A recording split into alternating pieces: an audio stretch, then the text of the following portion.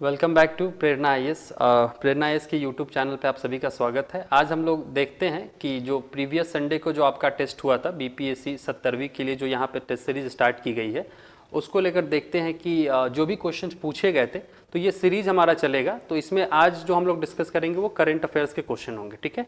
तो करंट का सेक्शन चूंकि मैं लेता हूं तो देखते हैं कि करंट में कौन से प्रश्न पूछे गए हैं और उसको किस तरह से सॉल्व करना है, ठीक है। तो उसके ऊपर बात करेंगे।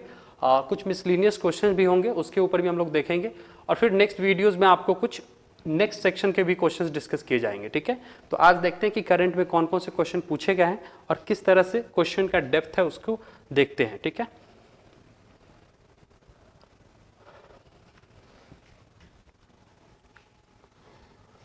फर्स्ट क्वेश्चन आपका था, आपके सीरीज का ये पहला ही क्वेश्चन था कि नासा के साइकी मिशन के संबंध में निम्नलिखित कथनों पर विचार करिए, ठीक है।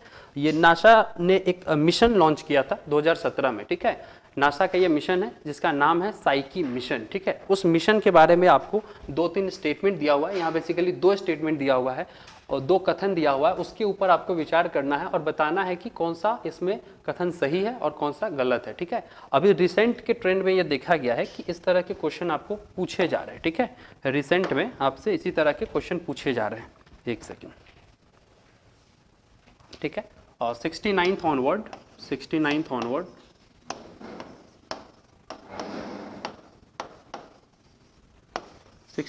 ऑनवर्ड आपको इसी तरह के प्रश्न पूछे जा रहे हैं कि स्टेटमेंट दे दिया जा रहा है, कथन दे दिया जा रहा है, उसके ऊपर आपको विचार करना है, फिर उसी पे आपको सॉल्व करना है, ठीक है। तो इसमें बेसिकली 2 चीज़ आपसे पूछा जाता है, ठीक है।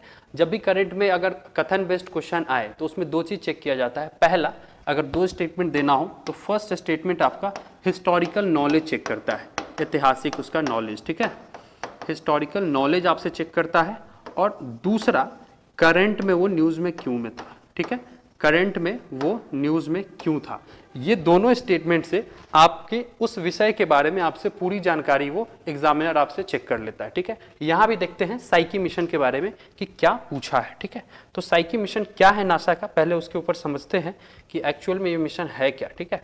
तो ये बेसिकली साइकी एक एस्टेरॉयड का नाम है, ठीक है। क्या नाम है? एस्टेरॉयड का एक नाम है साइकी, ठीक है। वहाँ पे ये मिशन नासा के द्वारा भेजा गया था 2017 में, ठीक है। 4 जनवरी 2017 का ये मिशन है। उसके ऊपर देखते हैं, ये 4 जनवरी 2017 को नासा ने इसको भेजा था, ठीक है। नासा ने इसको भेजा था। और एक चीज़ और देखते हैं कि इसमें बेसिकली नासा का क्या है कि एक एस्टेरॉयड जो है, जैसे जनरली जो एस्टेरॉयड होता है वो गैसियस एलिमेंट का बना होता है या फिर सॉलिड स्टेट का होता है, ठीक है। लेकिन ये जो एस्टेरॉयड है साइकी की जो बात कर रहे हैं, ये रिसर्चर को पता चला कि इस पे मेटल्स रिच एस्टेरॉयड है, इस पे बहुत सारे मेटल्स के रिजर्व्स है, ठीक है। उसी को लेकर नासा ने अपना एक स्पेसक्राफ्ट लॉन्च किया कि वहां पे जाके उसको ऑर्बिट करते हुए, उस एस्टेरॉयड को ऑर्बिट करते हुए हम ये पता लगाएंगे कि उस पे कितने तरह के मेटल्स हैं और कौन कौन से मेटल्स उस पर प्रेजेंस है और कितने अमाउंट में प्रेजेंस है, इसका पता लगाने के लिए मिशन लॉन्च किया गया था, ठीक है। और जो एस्टेरॉयड का नाम है साइकी, साइकी के नाम से ही ये पूरा मिशन लॉन्च किया गया, ठीक है। तो साइकी एस्टेरॉयड का भी नाम है और साइकी मिशन का भी नाम है। तो इससे आसानी होती है याद करने में कि क्या है एक्चुअल में ये नाम, ठीक है। एक फिगर से समझते हैं कि ये मिशन बेसिकली काम कैसे करेगा, ठीक है।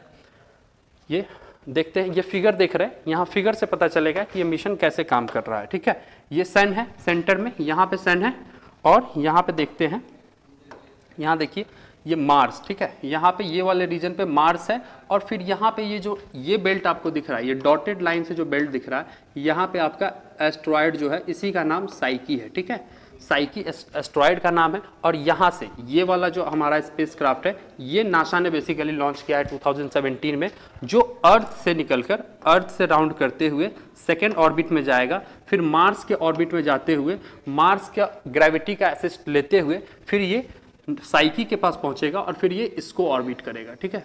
इसको ऑर्बिट करेगा। यहाँ जब ये ऑर्बिट करेगा तो ये 2-3 लेयर में यहाँ पे इसका ऑर्बिट है, वहाँ पे ऑर्बिट करते हुए ये पता लगाएगा कि यहाँ पे ये जो मिनरल्स की बात कर रहे हैं हम लोग, या फिर जो मेटल्स की बात कर रहे हैं, उसकी पता लगाएगा, ठीक है। मेटल्स रिच प्लैनेट, उसका पता लगाएगा। ये बेसिकली आपसे ये पूरा मिशन है, ठीक है। ये मिशन के बारे में जाने। अब क्वेश्चन के ऊपर चलते हैं कि क्वेश्चन हमसे क्या पूछा है, ठीक है। क्वेश्चन हमसे क्या पूछा है उसके ऊपर देखते हैं कि जो दो स्टेटमेंट दिया हुआ है वो क्वेश्चन क्या है, ठीक है, उसके ऊपर पहले डिस्कस करते हैं।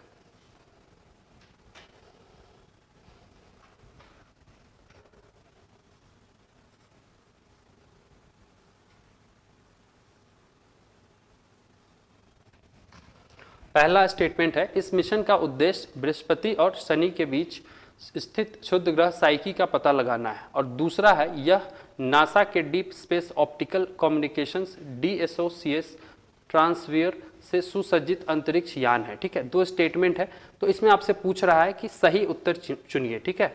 तो दूसरा वाला जो स्टेटमेंट है इसमें, एक मिनट, दूसरा वाला जो स्टेटमेंट है ये, एक तो ये पहला हम लोग को पता है कि ये मार्स और जुपिटर के बीच में साइकी आपका जो एस्ट्रॉयड है वो लाई करता है, और ये दूसरा वाला स्टेटमेंट इसका आपका सही है, ठीक है। नेक्स्ट क्वेश्चन पे चलते हैं। नेक्स्ट क्वेश्चन क्या है? नेक्स्ट क्वेश्चन आपका जो है,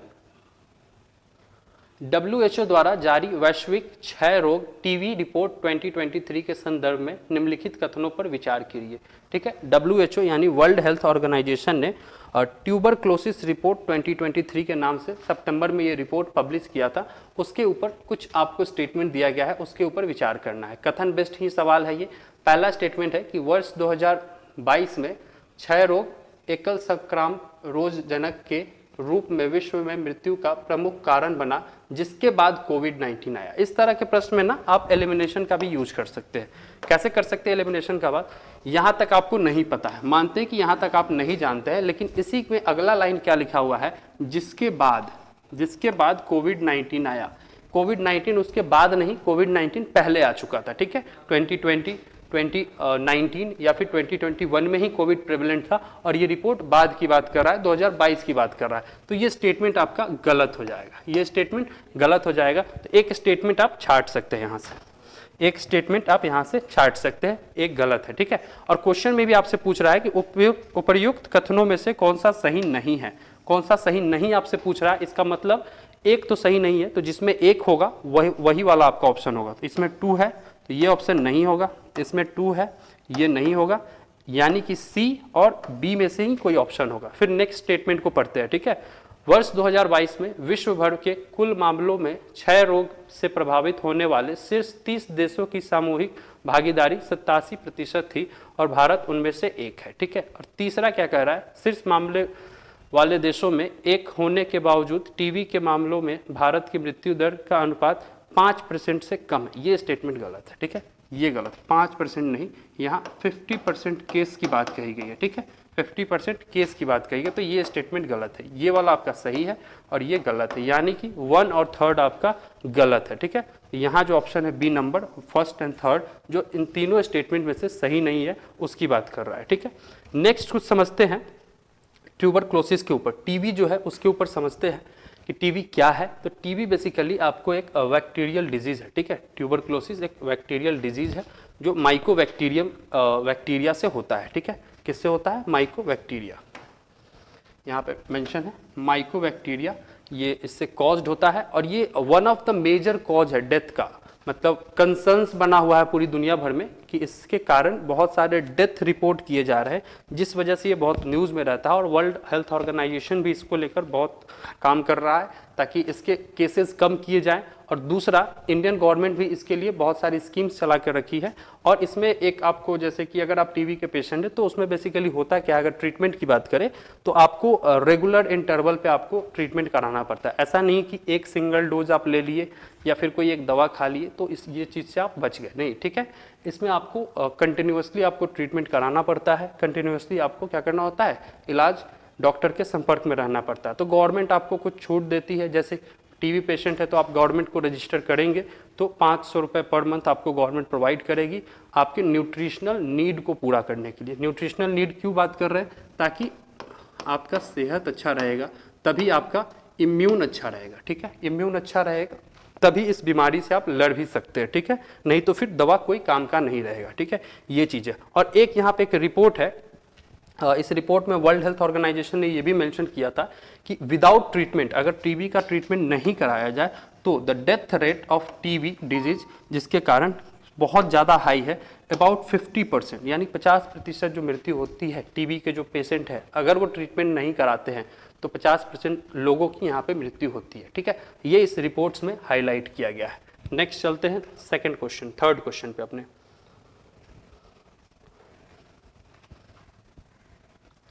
ये कुछ एफर्ट्स है, ये जो अभी बात की है, तो आप मेंस में भी इसका यूज कर सकते हैं।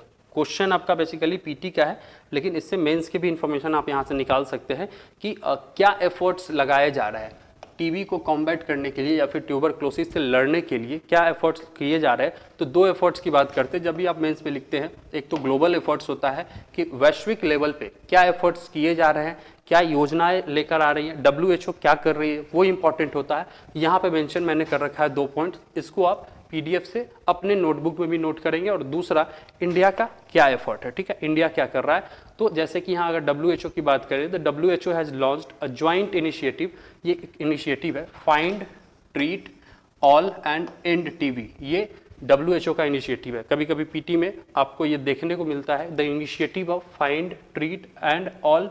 ये एंड टीबी का किसके द्वारा ये इनिशिएटिव लॉन्च किया गया है और किसको टारगेट किया जा रहा है। तो ये इनिशिएटिव WHO के द्वारा लॉन्च किया गया है और इसमें हम लोग टारगेट करते हैं टीबी के पेशेंट को। किसको टारगेट करते हैं, ट्यूबरक्लोसिस के पेशेंट को। ठीक है, और दूसरा, इसके लिए ग्लोबल फंड और स्टॉप एंड टीबी पार्टनरशिप की भी योजना WHO के द्वारा चलाई जा रही है। ठीक है, WHO इसको लेकर एक इनिशिएटिव ये भी है उनका, जो अभी जिसके ऊपर हम लोग चर्चा की है कि ग्लोबल ट्यूबरक्लोसिस रिपोर्ट भी पब्लिश करती है एनुअली। ये भी एक WHO की फाइंडिंग्स है। ठीक है, नेक्स्ट बात करते हैं इंडियन गवर्नमेंट की एफर्ट्स की कि भारत सरकार इसके लिए क्या कर रही है। तो भारत सरकार का एक नेशनल स्ट्रेटेजिक प्लान है, NSP की बात करते हैं, जो 2017 से 25 तक वैलिड रहेगा।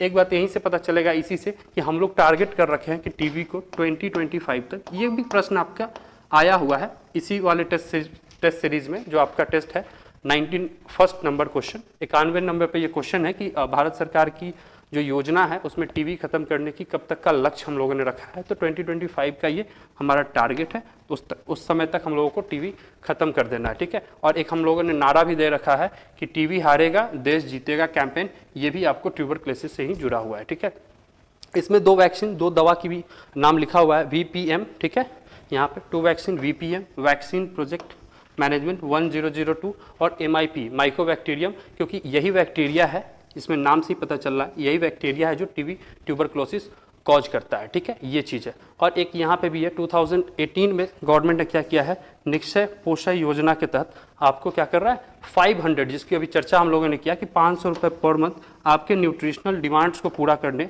सरकार आपको प्रोवाइड कर रही है। ठीक है, तो ये चीज़ न्यूज़ में है, किसको लेकर, ट्यूबरक्लोसिस को लेकर। तो टीबी रिपोर्ट्स जब भी आता है तो बेसिकली पीटी में आपसे ये पूछता है कि ये रिपोर्ट्स किसके द्वारा पब्लिश किया गया। एक पहली बात कि रिपोर्ट्स किसके द्वारा पब्लिश किया गया, WHO।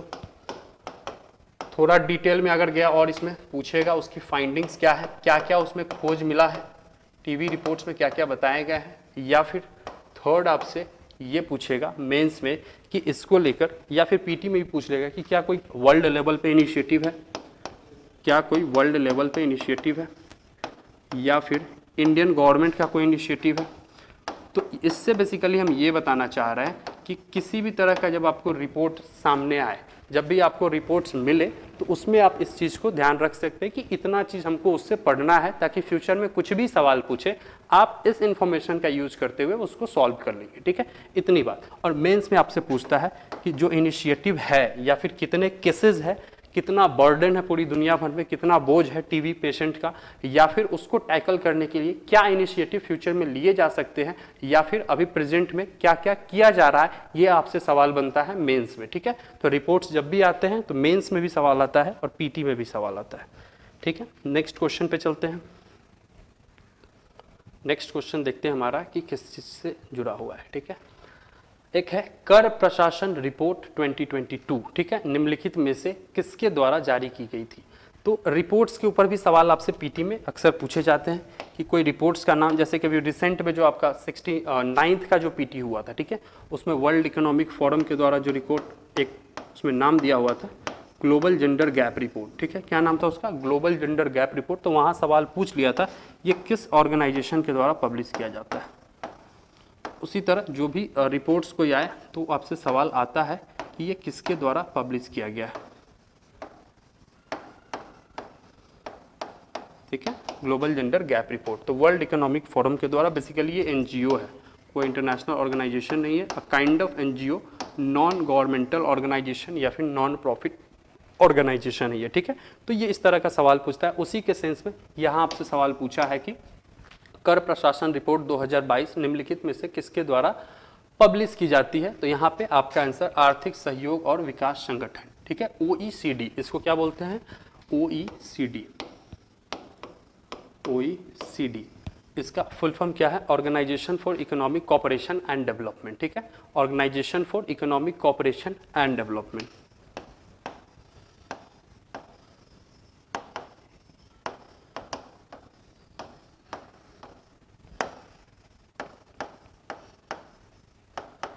इकोनॉमिक कोऑपरेशन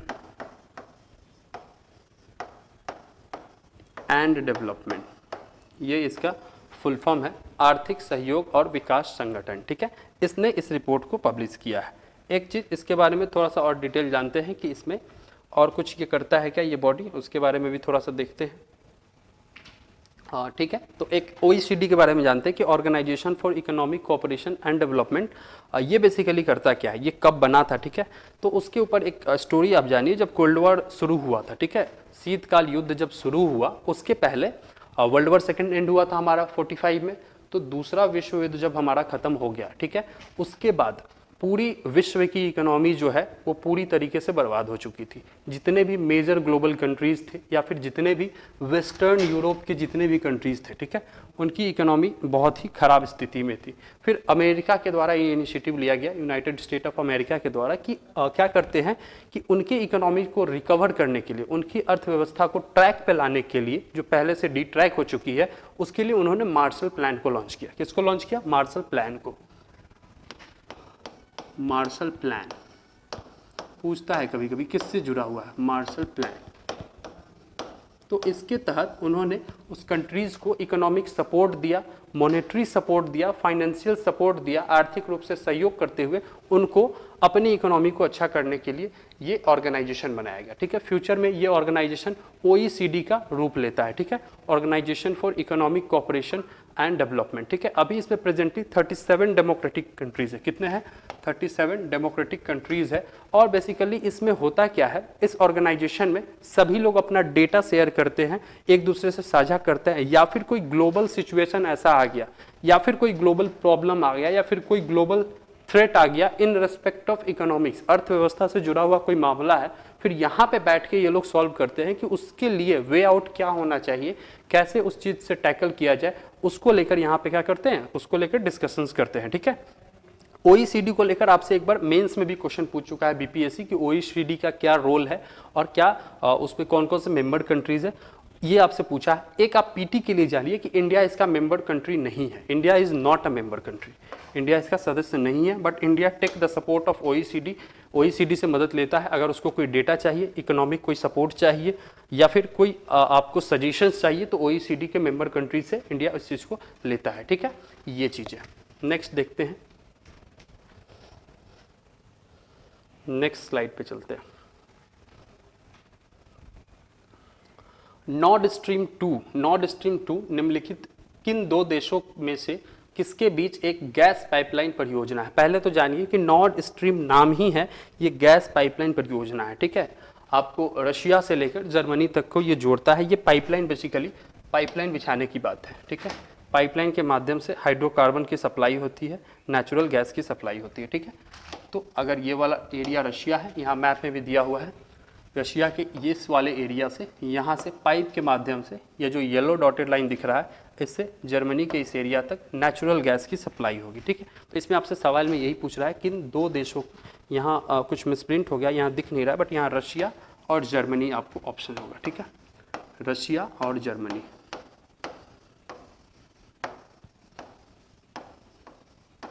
ये भी न्यूज़ में रहता है क्योंकि ये जो प्लान है इन दोनों देशों के बीच में है और यहीं से सप्लाई होती है, क्योंकि रशिया यूक्रेन के बाद भी ऐसा देखा जा रहा था कि ये प्लान में कुछ डिस्टर्बेंस आएंगे, बट ऐसा कुछ अभी नहीं है, ये प्लान अभी कंटिन्यूड है। तो ये गैस सप्लाई से जुड़ा हुआ ये प्लान है, ठीक है। नेक्स्ट देखते हैं। एक आपका पीटी का फैक्ट है, ये याद करने वाला है, इसमें समझना कुछ नहीं है। काला घोड़ा कला महोत्सव, इस तरह का जो फेस्टिवल्स वगैरह होता है ना, कोई भी फेस्टिवल या फिर ट्राइब से जुड़ा हुआ कोई चीज़ है, ठीक है, फेस्टिवल, कोई ट्राइब से जुड़ा हुआ इवेंट्स हो, उस पर विशेष ध्यान रखना है, ठीक है। विशेष ध्यान रखने का मतलब ये है कि सवाल यहीं से उठाता है। पिछले बार भी 69 में आपसे एक प्रश्न पूछ लिया था, थाईलैंड या फिर हांगकांग का एक फेस्टिवल था, वो सरप्राइजिंग था क्वेश्चन देखने के लिए, क्योंकि कुछ ध्यान देते नहीं लोग उस तरह के फेस्टिवल पे। बट आप लोग को ये ध्यान रखना है कि कोई भी फेस्टिवल हो, कहीं पे भी ऑर्गेनाइज हो, जैसे कि जलीकट्टू रेस होता है, ठीक है, जलीकट्टू रेस, तो ये सब पर ध्यान देना है कि ये कहाँ पे हो रहा है, ठीक है। ये हर साल होता है फेलो रेस, ठीक है। तो ये सब पर ध्यान देना है कि कौन ऑर्गेनाइज कर रहा है, इसको लेकर क्या ह्यूमन राइट्स के इश्यूज है, उस पर ये ध्यान देना है, ठीक है। तो पीटी का फैक्ट्स है, ये हमेशा आपसे एग्जाम में पूछता है, ठीक है। ये मुंबईज आइकॉनिक आर्ट फेस्टिवल, ये इसका सिंबल था और ये मुंबई में आपको ऑर्गेनाइज हुआ था, ठीक है। कला घोड़ा आर्ट्स फेस्टिवल 2023 में आपको मुंबई में ये ऑर्गेनाइज हुआ था, ठीक है। और ये 9 डेज इवेंट्स चला था। इस इवेंट में बेसिकली होता क्या है कि बहुत तरह के परफॉर्मेंस कराए जाते हैं, ठीक है। आप प्रदर्शन करते हैं, बहुत सारे के इवेंट्स ऑर्गेनाइज किए जाते हैं, शोकेस किए जाते हैं अपने कल्चर को, ठीक है। तो उसके लिए ये कहाँ पर ऑर्गेनाइज हुआ था? मुंबई में, ठीक है। नेक्स्ट क्वेश्चन पे चलते हैं कि नेक्स्ट प्रश्न हमारा किस चीज़ से जुड़ा हुआ है। नेक्स्ट क्वेश्चन है, हाल ही में यूएस चैम्बर ऑफ कॉमर्स द्वारा जारी अंतर्राष्ट्रीय बौद्धिक संपदा सूचकांक 2023 में भारत का रैंक कितना है? तो ये तो फैक्ट है, ये तो फैक्ट है, याद करने वाला चीज़ है कि जब भी कोई रिपोर्ट्स आएगा, अभी बात किए रिपोर्ट्स में बेसिकली आपको याद क्या करना है। देखिए एक सेकेंड यहाँ पे आपको समराइज करते हैं कि कोई भी रिपोर्ट्स है उसमें आपको याद क्या करना है। रैंक कितना है इंडिया का? रैंक इंडिया की बात करते हैं कि कितना इंडिया का रैंक है, भारत का उसमें प्रदर्शन कैसा रहा है। दूसरी बात करें, विश्व में किसने टॉप किया है, वर्ल्ड में फर्स्ट किसने किया है, ठीक है। और तीसरी बात करते हैं किसी भी रिपोर्ट को लेकर कि वो रिपोर्ट पब्लिश किसने किया, ठीक है। हु इज़ द पब्लिशर, उसको पब्लिश करने वाला कौन है, वो ऑर्गेनाइजेशन। ये 3 चीज़ याद रखेंगे आप किसी भी रिपोर्ट्स को लेकर। ग्लोबल जेंडर गैप रिपोर्ट की बात करें या फिर कोई अगर करप्शन परसेप्शन इंडेक्स की बात करें, अभी सब ये न्यूज़ में था, ग्लोबल जेंडर गैप रिपोर्ट या फिर ग्लोबल हंगर इंडेक्स या फिर अभी करप्शन परसेप्शन इंडेक्स का भी जारी हुआ है, जिसपे बताया गया है कि कितना करप्शन है आपको इंडिया में। तो 92nd पोजीशन इंडिया का है उसमें। तो ये सब प्रश्न आपसे पूछता है, तो उसमें आपको याद रखना है कि किसके द्वारा वो पब्लिश किया गया था, ठीक है। ये वाला आपसे पूछा है डायरेक्टली, जैसे कि सवाल ये अभी पूछा है, हो सकता है यही प्रश्न आपके एग्जाम में पूछ दे कि ये रिपोर्ट्स आया है जिसमें इंडिया का रैंक, जैसे बेसिकली यहाँ 42nd रैंक इंडिया का, ये करेक्ट होगा। तो 42nd रैंक है, तो इसमें आपसे पूछेगा कि ये किसके द्वारा पब्लिश किया गया। तो यूनाइटेड स्टेट का जो कॉमर्स चैम्बर है, चैम्बर ऑफ कॉमर्स, उनके द्वारा ये पब्लिश किया गया है, ठीक है। ये आपसे पूछता है प्रश्न, तो प्रश्न वही रहता है, थोड़ा बहुत ट्विस्ट किया जाता है, ठीक है, थोड़ा बहुत ट्विस्ट किया जाता है। इसमें बेसिकली वर्ल्ड के जो 55 प्रमुख वैश्विक अर्थव्यवस्था हैं, जैसे America, European union, United kingdom, या फिर बात करते हैं चाइना, अमेरिका, ये सब, रशिया, ये सब के अर्थव्यवस्था को मापा जाता है। और उसमें इंडिया का प्रदर्शन क्या था? तो 42nd था, ठीक है, 42nd पोजीशन इंडिया का था। नेक्स्ट क्वेश्चन पे देखते हैं।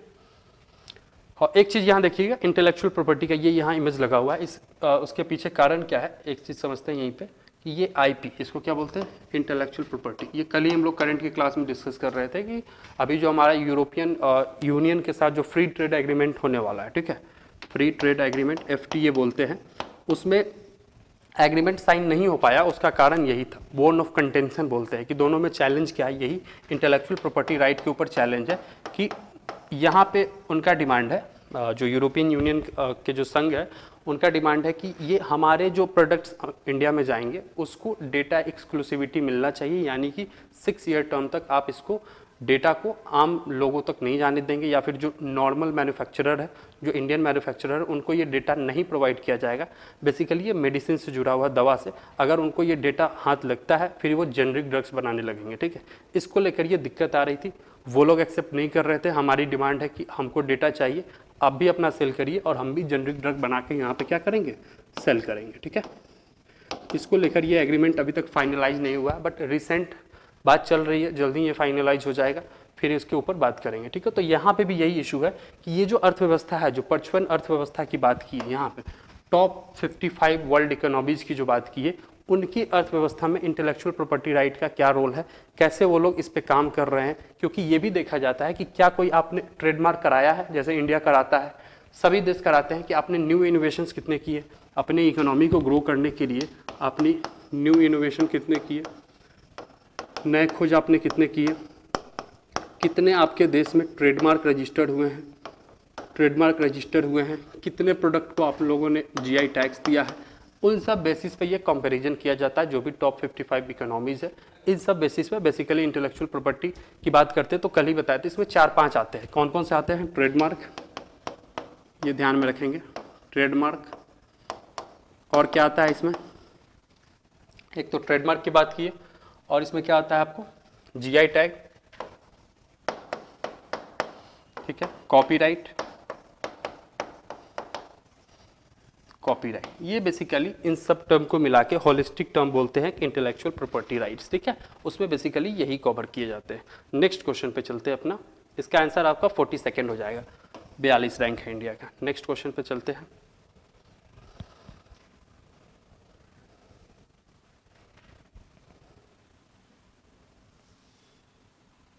एक सेकेंड,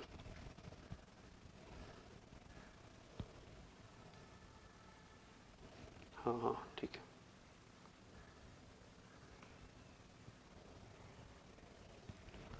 ठीक है, ये 76 बैफ्टा अवार्ड्स में बेस्ट फिल्म का किताब किसने जीता है? अवार्ड्स अभी न्यूज़ में है, जनवरी का करंट अफेयर्स आप प्रेरणा इसके यूट्यूब चैनल पर जाएंगे, मेरा प्लेलिस्ट बना होगा विवेक कुमार के नाम से, उसमें आपको अवार्ड्स वगैरह जितने भी डिस्कस किए गए हैं, जो भी जनवरी, क्योंकि जनवरी का जो मंथ है वो अवार्ड से ही जुड़ा हुआ है। किससे जुड़ा हुआ है? अवार्ड से जुड़ा हुआ है। तो अभी 2-3 चीज़, रिपोर्ट्स की बात की, रैंक्स की बात की, इंडाइसिस की बात की, पीटी का ये लो हैंगिंग फ्रूट है, ठीक है।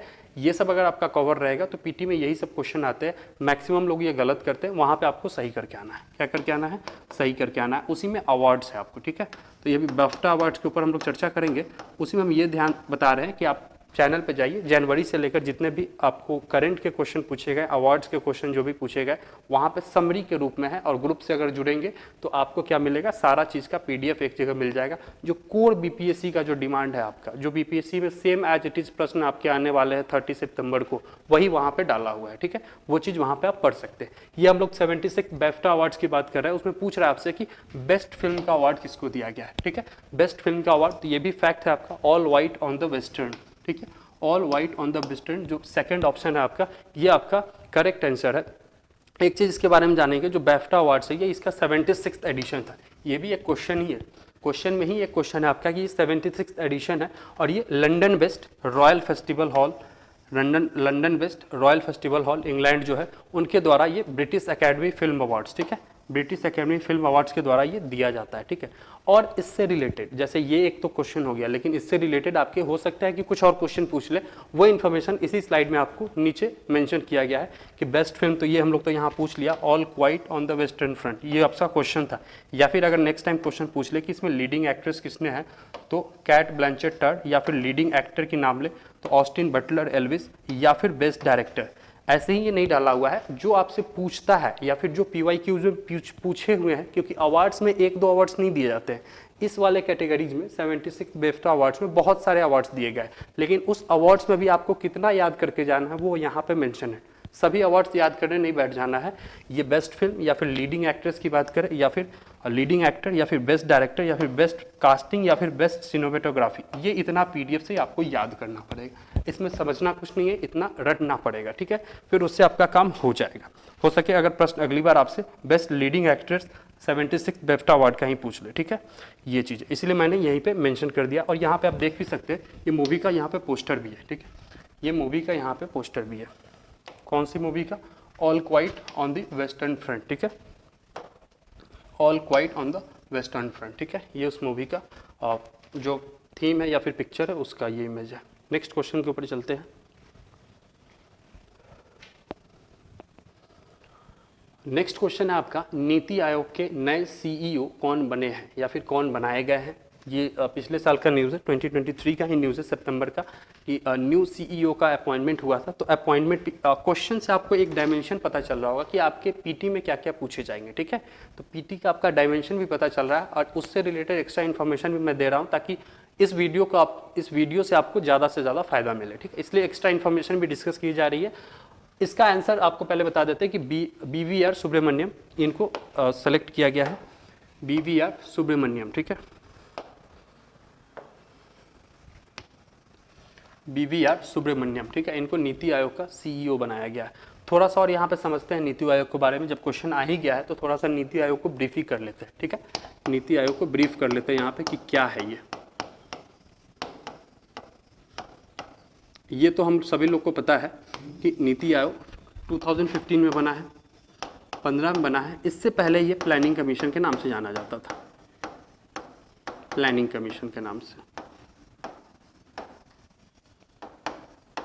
प्लानिंग कमीशन के नाम से जाना जाता था, ठीक है। 1951 से ये प्लानिंग कमीशन के रूप में काम कर रहा है। ये गवर्नमेंट को असिस्ट करता था डेवलपमेंटल एक्टिविटीज़ में, गवर्नमेंट का ये सहयोगी अंग था डेवलपमेंटल एक्टिविटीज़ में, डेवलपमेंटल एक्टिविटीज़ में, और प्लान्स प्रोग्राम्स वगैरह यही फॉर्मुलेट करता था। आपसे क्वेश्चन भी पूछा था, बीपीएससी बहुत पहले पूछा है और 67, 68 में भी रिपीट किया क्वेश्चन, आगे भी रिपीट करेगा same question. National extension service NES पूछता है क्या है, कब लॉन्च हुआ, 51 में लॉन्च हुआ नेशनल एक्सटेंशन सर्विस। ये प्लानिंग कमीशन का ही देन है, ये प्लानिंग कमीशन का ही कंट्रीब्यूशन है, नेशनल एक्सटेंशन सर्विस 1951। तो ये आपसे प्रश्न पूछा हुआ है, प्लानिंग कमीशन के बारे में भी पूछता है, मेंस में भी पूछता है प्लानिंग कमीशन का क्या ऑब्जेक्टिव था, कितना इसने अचीव किया है, क्या ज़रूरत पड़ गई कि नीति आयोग को लेकर आए। तो कुछ ज़रूरत पड़ी होगी, नहीं तो फिर प्लानिंग कमीशन को ही छोड़ देते। थोड़ा और समझते हैं कि एक चीज़ तो ये जानिए पीटी के लिए, अगर इसको थोड़ा सा और हार्ड बनाना हो तो पूछेगा क्या ये कॉन्स्टिट्यूशनल बॉडी है या फिर स्टैट्यूटरी बॉडी है। दोनों से मतलब क्या है, क्या ये संवैधानिक बॉडी है, क्या ये लीगल बॉडी है, लॉ के द्वारा बना गया है। दोनों में से कोई सा भी ऑप्शन नहीं होगा आपका, दोनों में से कोई सा भी ऑप्शन नहीं होगा। तो कंफ्यूज नहीं होना है, ना इसके लिए कोई लीगल प्रोविजन है, ना इसके लिए कोई संविधान में चर्चा है, ठीक है। गवर्नमेंट ने एक रेजोल्यूशन पास किया 1951 में कि ये आज से प्लानिंग कमीशन होगा, इसके सदस्य ये बनाए गए हैं, ठीक है। और उसके हेड जो होते हैं वो हमेशा प्राइम मिनिस्टर होते हैं। कौन हेड होते हैं? Prime minister. जैसे अभी जो आपके प्राइम मिनिस्टर है ऑनरेबल मिस्टर नरेंद्र मोदी जी, तो वो अभी हेड होंगे, या फिर उस समय जो जवाहरलाल नेहरू थे वो इसके हेड थे। तो प्राइम मिनिस्टर हमेशा इस पूरे बॉडी को हेड करते हैं, लेकिन उनके पास उतना समय है नहीं कि इस पूरे बॉडी का फंक्शन को देखे, तो उसके लिए वाइस चेयरपर्सन या फिर CEO को बनाया जाता है, वही पूरा कार्यभार संभालते हैं, लेकिन इनकी पूरी रिपोर्टिंग प्राइम मिनिस्टर को जाती है, ठीक है। फाइनल डिसीजंस वही लेते हैं और उनके बिहाफ में ही, उनके अंडर में ये सभी लोग काम करते हैं, ठीक है। ये चीज़ है, तो ये दोनों में से कोई नहीं है। तो फिर ये कौन सा बॉडी है? तो ये एक रिजोल्यूशन से बनाया गया बॉडी है। क्या है? रिजोल्यूशन। गवर्नमेंट ने एक रिजोल्यूशन पास किया कि ये आज से, वैसे ही ठीक 1 जनवरी 2015 में गवर्नमेंट ने रेजोल्यूशन पास किया कि आज से planning commission change to NITI Aayog. जो प्लानिंग कमीशन है आज से क्या बन गया? नीति आयोग बन गया, नीति आयोग बन गया। इसके साथ प्रॉब्लम क्या था? प्लानिंग कमीशन की अगर थोड़ा सा बात करते हैं, प्रॉब्लम क्या था उसमें, बेसिकली होता क्या था, PC की बात करते हैं प्लानिंग कमीशन, उसमें एक अप्रोच की बात की जाती है। जैसे ऊपर से लोग बैठ के प्लान्स बनाते थे और वो नीचे जाता था, ठीक है। ऊपर से प्लान बनाते थे टॉप टू बॉटम, क्या बोलते हैं उसको? Top to bottom. ऊपर अधिकारी लोग बैठे हुए हैं, ऊपर सभी प्लान्स बनाए गए और नीचे उसका इम्प्लीमेंटेशन होता था, लेकिन उतना सक्सेसफुल नहीं था, ठीक है। उनको ग्राउंड की रियलिटीज़ नहीं पता थी कि ग्राउंड रियलिटी क्या है, क्या सिचुएशन है, वो नहीं पता चलता था और प्लान्स बनाए जाते थे तो सक्सेसफुल नहीं हो पाता था। उसको टैकल करने के लिए गवर्नमेंट ने नीति आयोग लेकर आया। उसमें मेंबर्स जो थे वो ग्राउंड के मेंबर्स को उठाए गए और उनसे पूछा गया कि आपकी एक्चुअल में प्रॉब्लम क्या है, ठीक है। इसलिए इसको बोला जाता है ट्रिकल डाउन अप्रोच, ठीक है। क्या इसमें फॉलो किया जाता है? Trickle down approach, trickle down approach.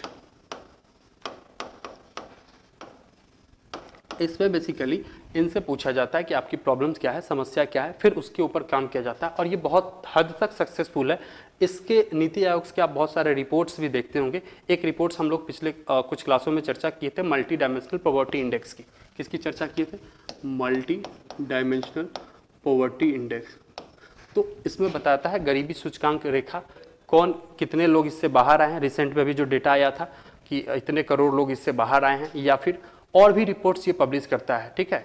तो वो चीज़ आपको देखना होता है। तो नीति आयोग का बहुत इंपॉर्टेंट रोल है। इसका एक विजन डॉक्यूमेंट भी है जो मेंस में आप यूज़ करते हैं, विजन डॉक्यूमेंट ऑफ 2047 या फिर विकसित भारत 2047। ये विजन डॉक्यूमेंट है। इस डॉक्यूमेंट को आप कोट कर सकते हैं, लिख सकते हैं मेंस के आंसर राइट में। अगर यही सब चीज़ लिखते हैं आप तो आपको मार्क्स फेच करेंगे, ठीक है। ये चीज़ें तो इसके बारे में हम लोग चर्चा किए। तो पूरा नीति आयोग को समझे। नीति आयोग बेसिकली आपका यहाँ पे कंप्लीट भी हो जाता है। इससे ज़्यादा नीति आयोग और प्लानिंग कमीशन के बारे में जानना भी नहीं है। पीटी में थोड़ा सा प्लानिंग कमीशन के बारे में पढ़ लेंगे तो पूरा टॉपिक ही कवर हो जाएगा, ठीक है। और इसका आंसर आपको पहले ही बता चुके हैं, BVR सुब्रमण्यम, ठीक है। नेक्स्ट क्वेश्चन पे चलते हैं। नेक्स्ट क्वेश्चन क्या है आपका, साहित्य अकादमी पुरस्कार के संबंध में निम्नलिखित में से कौन सा कथन सही है। कथन बेस्ड प्रश्न ज़्यादा है इसमें, और कथन बेस्ड प्रश्न ही आपसे ज़्यादा इस बार पूछा जाएगा, चाहे वो ज्योग्राफी हो, चाहे वो पॉलिटी हो, चाहे वो इकोनॉमिक्स हो। स्टेटमेंट बेस्ड क्वेश्चन ही ज़्यादा आपको देखने को मिलेगा, क्योंकि स्टेटमेंट बेस्ड क्वेश्चन में गलती करने का संभावना बढ़ जाता है, ठीक है। इस वजह से एग्जामिनर भी चाहता है कि आप गलत करें, ज़्यादा ऑप्शंस देके आपको कन्फ्यूज किया जाए, ठीक है। क्या है ऑप्शंस, पहला पढ़ते हैं। हाल ही में साहित्य अकादमी ने वर्ष 2023 में 24 भाषाओं में प्रदान करने की घोषणा की है, यानी 24 भाषाओं में यह अवार्ड को दिया गया है। इस बार 23 की बात कर रहा है, साहित्य अकादमी की बात कर रहा है, ठीक है। साहित्य अकादमी की बात कर रहा है, जिसमें क्या ऑप्शन में आपका 24 भाषाओं में प्रदान करने की घोषणा की है, ठीक है। देखते हैं और ऑप्शन क्या है। पुरस्कार के लिए पात्र लेखक की नागरिकता भारतीय होना चाहिए, ठीक है। भारतीय अगर नागरिक होंगे तो उन्हीं को ये मिलेगा, ऐसा कुछ है। पता करते हैं इसके बारे में, पूरा डिटेल्स में पढ़ते हैं। और तीसरा ऑप्शन है कि 1954 में स्थापित साहित्य अकादमी पुरस्कार भारत की राष्ट्रीय साहित्य अकादमी द्वारा प्रतिवर्ष प्रदान किया जाता है, ठीक है। इसके ऊपर भी समझते हैं। तो क्या है साहित्य अकादमी अवार्ड, पहले जानेंगे उसका डिटेल्स, उसका हिस्ट्री, तभी ये क्वेश्चन भी बनेगा, ठीक है। 3 स्टेटमेंट पूछा है, लेकिन इसके बारे में पूरा जानते हैं। पहला स्टेटमेंट भी सही है कि ये पहले इसकी शुरुआत होती है 1954 से, 12 मार्च 1954 की इसकी शुरुआत होती है। तो पहले तो ये जाने, इसके लिए एक हम लोग बॉडी बनाए, राष्ट्रीय स्थापित किए साहित्य अकादमी, केंद्रीय साहित्य अकादमी, ठीक है। साहित्य अकादमी हम लोगों ने एस्टैब्लिश किया, वो बेसिकली मिनिस्ट्री ऑफ कल्चर, किसके अधीन आता है, मिनिस्ट्री ऑफ कल्चर, संस्कृति मंत्रालय के अंदर, मिनिस्ट्री ऑफ कल्चर, ठीक है। उसके अधीन ये बॉडी आता है, उसके अधीन ये ऑटोनोमस बॉडी है, ठीक है। उसके अधीन ये ऑटोनोमस बॉडी है,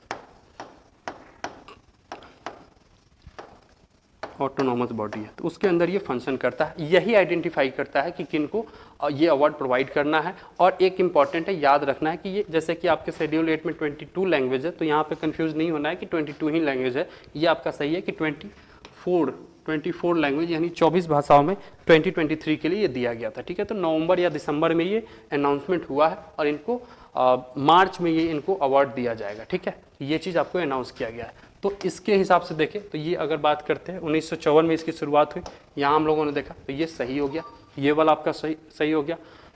एक हम लोगों ने वहाँ देखा कि हाल ही में 24 भाषाओं में दिया गया, ये हम लोगों ने अभी पढ़ा, तो ये भी ऑप्शन आपका सही हो गया।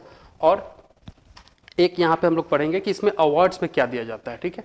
अवार्ड्स में आपको कितना क्या है, तो पुरस्कार में आपको क्या दिया जाता है, तो यहाँ पे आपको एक देखेंगे कि 1 लाख रुपए और फिर एक आपको शॉल, ये आपको गिफ्ट किया जाता है, ठीक है। ये आपको गिफ्ट किया जाता है। और ये स्टेटमेंट भी सही है कि किसी भी भारतीय भाषा पे आप ये कर रहे हैं, जो 24 आपका मेंशन है, उसके ऊपर अगर भारतीय नागरिक है तो उन्हीं को ये दिया जाएगा, ठीक है, उन्हीं को दिया जाएगा। तो इससे सभी आंसर करेक्ट है। इसका आंसर भी क्या हो जाएगा आपका D, all of the correct, ठीक है। ये आपका क्वेश्चन क्या कह रहा है, सत्य नहीं पूछ रहा है, ठीक है। यहाँ क्वेश्चन यहाँ ध्यान से देखेंगे, जैसे अभी हम नहीं देखे तो यहाँ आपसे पूछ रहा है कि सत्य नहीं कौन सा है इसमें, ठीक है। तो लगभग तो सभी सत्य है, इसमें सभी सत्य है, तो इसमें सत्य नहीं में से कोई भी ऑप्शन नहीं है, तो नन ऑफ द अबव, ठीक है, none of the above, none of the above, यानी कि सब इसमें सही है, सब इसमें सही है, इसलिए इसमें से कोई असत्य नहीं है आपका, ठीक है।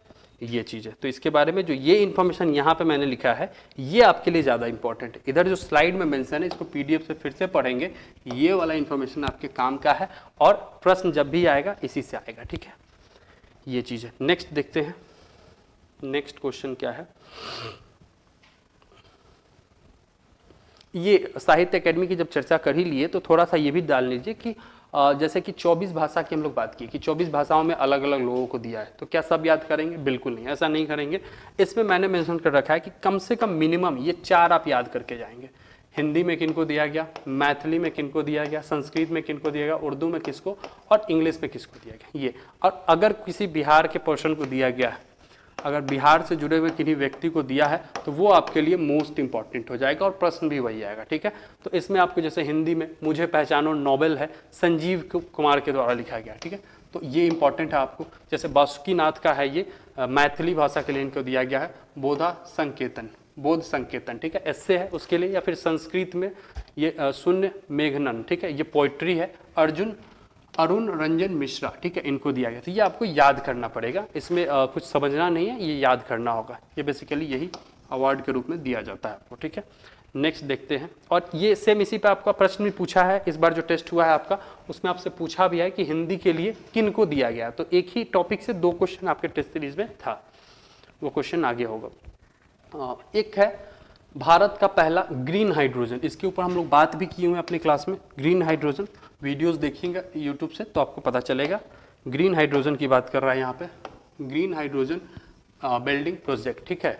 ये किसने शुरू किया है, तो ये बेसिकली एनटीपीसी ने पहली बार शुरू किया है। एनटीपीसी ने इसको कमीशन किया है, ठीक है। इसको कहाँ पे कमीशन किया है, तो ये टाउनशिप है, टाउनशिप की आप स्टोरी पढ़े होंगे। एनटीपीसी ने कावास टाउनशिप, गुजरात में ये सूरत एक जगह है, ठीक है, वहाँ पे ये बेसिकली इसको शुरू किया गया है। इसमें करेंगे क्या कि ग्रीन हाइड्रोजन से पहले क्या समझते हैं वहीं पे थोड़ा सा समझ लीजिए। ग्रीन हाइड्रोजन कहने का क्या मतलब है, एक तो हाइड्रोजन टर्म मुझे समझ में आया कि हाइड्रोजन है केमिस्ट्री का एक एलिमेंट है जो फर्स्ट एटॉमिक नंबर है, ठीक है। तो हाइड्रोजन एक तो समझ में आया, लेकिन फिर इसमें हम लोग ग्रीन क्यों यूज कर रहे हैं, तो बेसिकली हाइड्रोजन अलग से नहीं होता है, H2O के फॉर्म में होता है। यहाँ पे H2O के फॉर्म में ये कंबाइन पाया जाता है। इससे हमको हाइड्रोजन अलग करना है, ऑक्सीजन को अलग करना है, और इससे हमको हाइड्रोजन को अलग करना है। लेकिन इस हाइड्रोजन को वाटर से अलग करने के लिए एक केमिकल प्रोसेस होता है इलेक्ट्रोलाइसिस, ठीक है, इलेक्ट्रोलाइसिस। इलेक्ट्रोलाइसिस के मदद से इसको हम लोग क्या करेंगे, अलग करेंगे। लेकिन इलेक्ट्रोलाइसिस में आपको चाहिए इलेक्ट्रिसिटी, बिजली की जरूरत पड़ती है, ठीक है। तो अगर वो बिजली का उपयोग आप यहाँ पे हाइड्रोजन बनाने में नॉर्मल बिजली का उपयोग कर रहे हैं, उससे हाइड्रोजन बना रहे हैं और उसका ईंधन के रूप में यूज कर रहे हैं, तो वो फिर किसी काम का नहीं। किसी काम का क्यों नहीं, क्योंकि आपने बिजली का उत्पाद तो कर ही लिया, फिर आप हाइड्रोजन बना के ऐसा क्या अचीव कर लिया जो आप बोल रहे हैं कि मैंने कुछ बड़ा कर लिया, तो कोई फायदा नहीं हुआ। उसके लिए आपको क्या करना पड़ेगा, इसीलिए ग्रीन टर्म का यूज आया कि ये जो आप इलेक्ट्रोलाइसिस करेंगे, ये वाला जो आप प्रोसेस करेंगे, उसमें जो आप हाइड्रोजन को अलग करेंगे ऑक्सीजन से, ठीक है, ऑक्सीजन को अलग करेंगे, तो वहां पे जो आप इलेक्ट्रिसिटी का प्रयोग करेंगे वो हरे माध्यम से आया हो, ग्रीन माध्यम से आया हो, तो वहां पे आप क्या यूज कर सकते हैं, सोलर का यूज कर सकते हैं। जैसे इस वाले केस में एनटीपीसी ने सोलर एनर्जी, जो टाउनशिप की बात की, वहां पे इसने सोलर का पूरा पैनल बैठा के रखा है, उससे बिजली जो उत्पन्न हुई है, उस बिजली का उपयोग करते हुए वाटर मॉलिक्यूल्स को उन्होंने तोड़ा है और इससे हाइड्रोजन को निकाला है। तो इस हाइड्रोजन को हम लोग क्या कहेंगे, ग्रीन हाइड्रोजन कहेंगे, ठीक है। इस हाइड्रोजन को ग्रीन हाइड्रोजन कहेंगे। अब इस ग्रीन हाइड्रोजन को उन्होंने क्या किया है, कंबाइन किया, ब्लेंड किया, उसको क्या बोलते हैं, ब्लेंड किया है नेचुरल गैस के साथ। नेचुरल गैस तो हम लोग यूज करते हैं घरों में, ठीक है, खाना बनाने के लिए। तो नेचुरल गैस में के साथ हाइड्रोजन को ब्लेंड किया गया है, हाइड्रोजन प्लस नेचुरल गैस, ठीक है, नेचुरल गैस। अब इस नेचुरल गैस में इसको ब्लेंड करेंगे तो इससे फायदा क्या होगा, नेचुरल गैस तो हम लोग ईंधन यूज कर ही रहे थे, पॉल्यूशन उससे होता था, CO2 का इमिशंस होता था, ठीक है। तो इससे क्या होगा, अब CO2 जो कार्बन का जो इमिशन है, अब क्या हो जाएगा, घट जाएगा। अब कार्बन का इमिशन रिड्यूस हो जाएगा, ठीक है, रिड्यूस हो जाएगा। तो CO2 का जो मात्रा है वो कम निकलेगा, लेकिन जो उसका नेट हीटिंग कंटेंट है वो बराबर रहेगा। वो जितना पहले गर्म करता था या फिर जितना एनर्जी वो पहले प्रोड्यूस करता था, केवल कौन, नेचुरल गैस, वो उतना ही रहेगा। फिर से इसको समझते हैं कि हाइड्रोजन के साथ, जो ग्रीन हाइड्रोजन के साथ इसको नेचुरल गैस को जो ब्लेंड कर रहे हैं, उससे आपका एनर्जी के मात्रा में कोई बदलाव नहीं आया, लेकिन आपका कार्बन डाइऑक्साइड का इमिशन क्या हो गया, कम हो गया। तो ये हमारे लिए फायदा का विषय है, क्योंकि रिसेंट में हम लोगों ने COP28 में भाग लिया था, जो दुबई में हुआ था। तो वहाँ हम लोग अपना एक टारगेट फिक्स करके आए हैं कि हम लोग अपने कार्बन इमिशंस को क्या करेंगे, कम करेंगे, कार्बन फुटप्रिंट्स को कम करेंगे, ताकि जो ग्लोबल वार्मिंग का जो ये अभी हल्ला है या फिर क्लाइमेट चेंज का जो विषय अभी बना हुआ है, उसको हम लोग कंट्रोल करेंगे, ठीक है। इसके लिए ये काम किसने किया है, एनटीपीसी ने किया है, एनटीपीसी ने। ये आपको समझने का बात है। इसमें आप 2-3 चीज समझे, ग्रीन हाइड्रोजन का भी कॉन्सेप्ट समझे। नेक्स्ट क्वेश्चन देखते हैं। विश्व आर्थिक मंच शिखर यानी वर्ल्ड इकोनॉमिक फोरम, ठीक है, इसने 2023 में, ये समिट के ऊपर क्वेश्चन है, इसके ऊपर अभी पूरा डिटेल्स बताते हैं कि ये सेम प्रश्न आपका पूछा था 69th बीपीएससी में। कहाँ पूछा था आपसे? 69th बीपीएससी में। क्वेश्चन थोड़ा सा अलग था, थोड़ा सा अलग था, लेकिन प्रश्न वही है, प्रश्न वही है, ठीक है। एक सेकंड बस।